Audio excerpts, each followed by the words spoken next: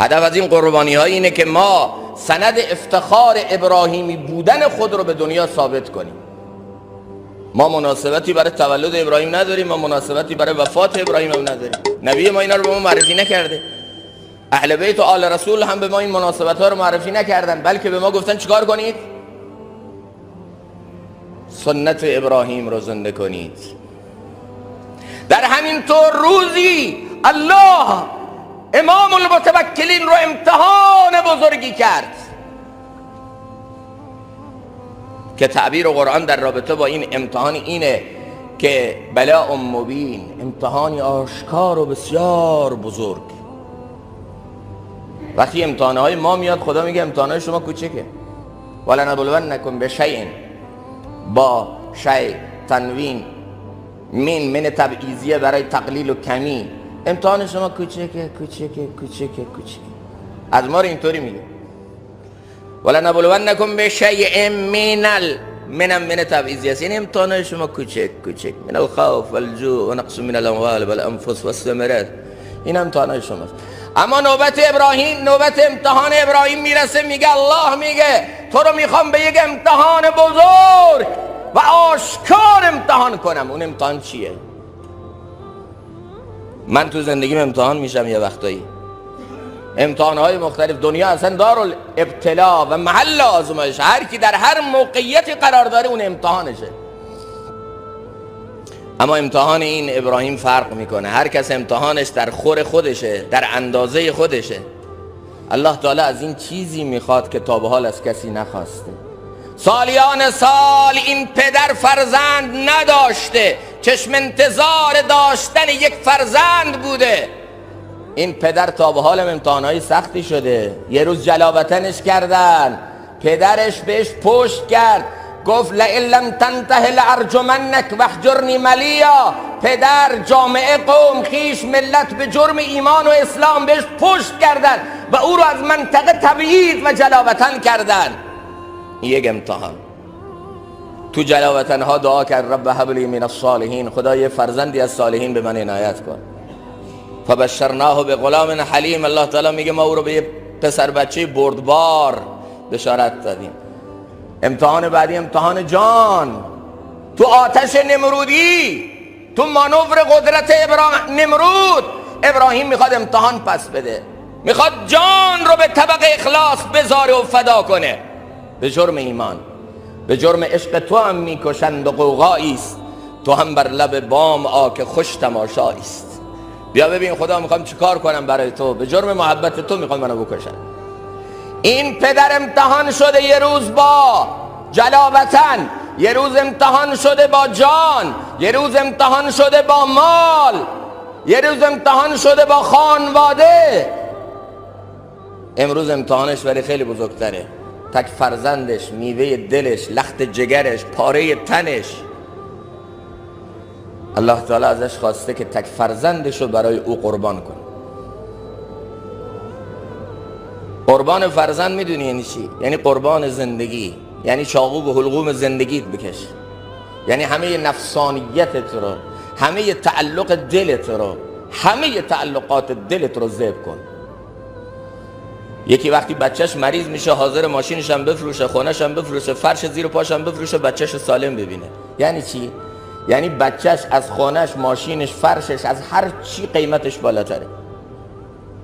و وقتی یکی امتحان با بچهش میشه و خودش قرار چاقو به حلقوم بچهش بکشه، یعنی چی؟ یعنی اون لحظه ای که چاقو به حلقوم بچهش میکشه، چاقو به حلقوم بچه نمیکشه تنها، چاقو به حلقوم دنیاش میکشه، چاقو به حلقوم همه تعلقاتش میکشه، همه نفسانیتش رو میخواد ذبح کنه، همه دنیاش رو میخواد به مسلخ عشق فدای محبوب حقیقیش بکنه.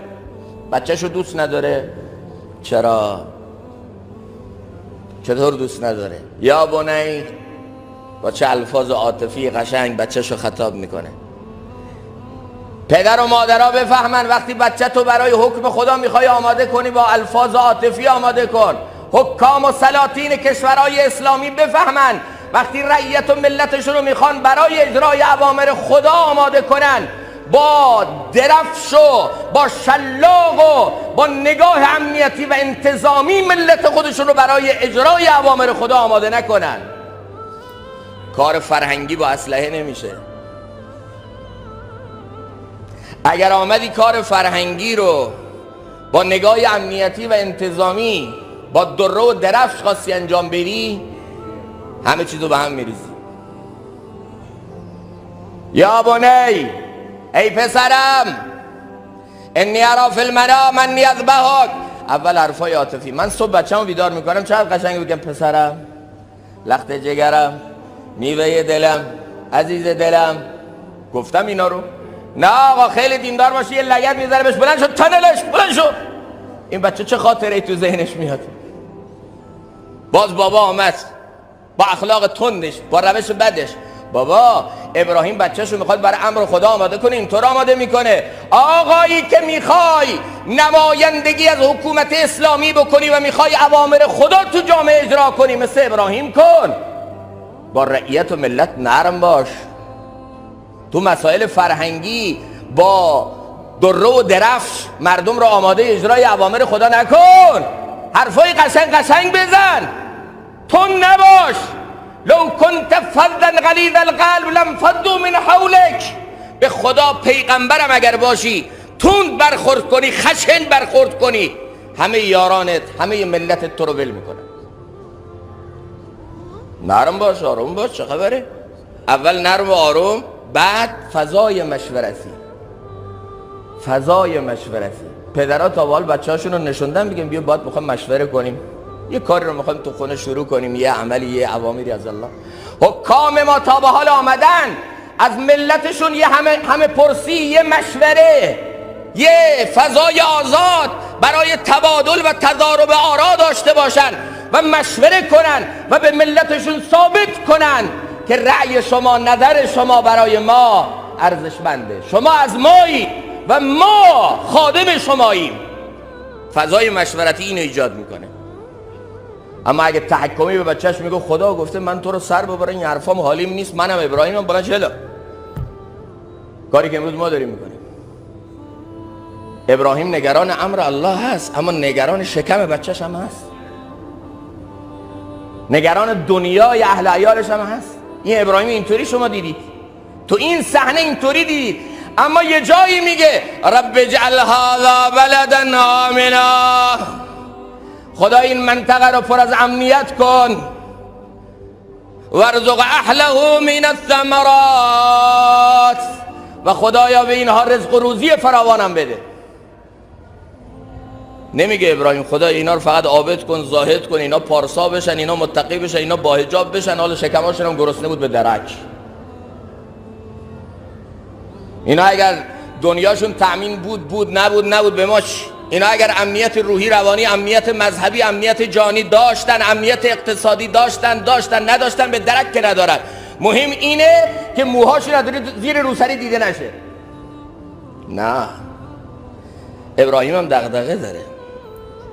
رب اجعل هذا بلدا آمنا، خدا اینجا رو امنیت بده. وارزق اهله من الثمرات، خدای رفاه بده، رفاه امنیت بهشون بده. خدا اینا اگر رفاه امنیت نداشتن دینم ندارن.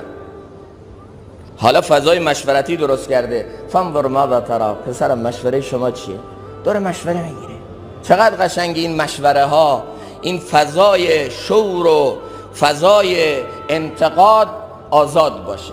چقدر قشنگه که حکام در همه پرسی ها و در نظرسنجی ها به رأی ملت خودشون بها بدن، تا ملت احساس کنن که آقا ما هم نقشی در سرنوشت خودمون داریم، ما انتخاب کردیم، پاشم هستیم، ما خواستیم این کار بشه، این سیاست داخلی و خارجی انتخاب ما بوده، با نظر ما بوده، هزینه‌ش هم میدیم، پاشم هست. ولی وقتی که پدرها در خانه ها حاضر به مشوره نیستن، حاضر به حرفای عاطفی و قشنگ نیستن، بچه ها نگران شکم و رفاه بچهشون نیستن، فقط نگران چی هن؟ بگید نماز صبح بچهشون هستن، بچهشون دین گریز میشه، دین ستیز میشه. چون اخلاق ابراهیمی نداره، ولی میخواد مثل ابراهیم حکمای خدا رو تو خونش زنده کنه. بچه‌شو میخواد ذبیح الله باشه، سر بده برای خدا، اما خودش خلیل الله نیست. تو حکومت‌هایی هم که اون حکام رابطه مردمی و اجتماعی قوی ندارن، به ملت خودشون برخورد زیبا ندارن، تو مسائل فرهنگی برخوردی فرهنگی ندارن و مشوره ندارن، اون ملت ها هم به جای اون حکومت ها هم به جای اینکه ملت رو به خدا نزدیک کنن، از خدا دور میکنن، دین ستیزی میارن، دین گریزی میارن. لذا عزیزان، این عید قربان هست، درسیه برای همه ما مسلمان ها که به خود بیایم، ملت ابراهیمی درست کنیم. ملت ابراهیمی ملتیه که مادراش مثل بیبی هاجره باشن، تربیت کنن این نسل رو، اسماعیل ها رو، فرزنداش مثل اسماعیل ذبیح الله باشن و پدرای اون جامعه ابراهیم خلیل الله باشن و اسلام رو خوب بفهمیم، اسلام رو خوب اجرا کنیم، اسلام رو درست درک کنیم و تو اجرای اسلام هم مثل ابراهیم خلیل پیش بریم. تبریک عرض میکنم مجددا این عید رو و انشالله که این عید یک بیداری و تحولی برای همه ما باشه که نوع نگاه خودمون رو به مسائل دینی و شرعی عوض کنیم و بتونیم با اون روحیه‌ای که اسلام معرفی کرده دین رو در جامعه زنده کنیم. و آخر دعوانا الحمد لله رب العالمین. و در آخر دوست عزیز از همه شما تشکر میکنیم که تا آخر بیننده کلیپ ما بودید. برای حمایت کانال ما دوست عزیز لایک و سابسکرایب یادتان نره. دوست عزیز منتظر نظریات ارزشمند شما دوست عزیز هستیم. السلام علیکم و رحمت الله و برکاته.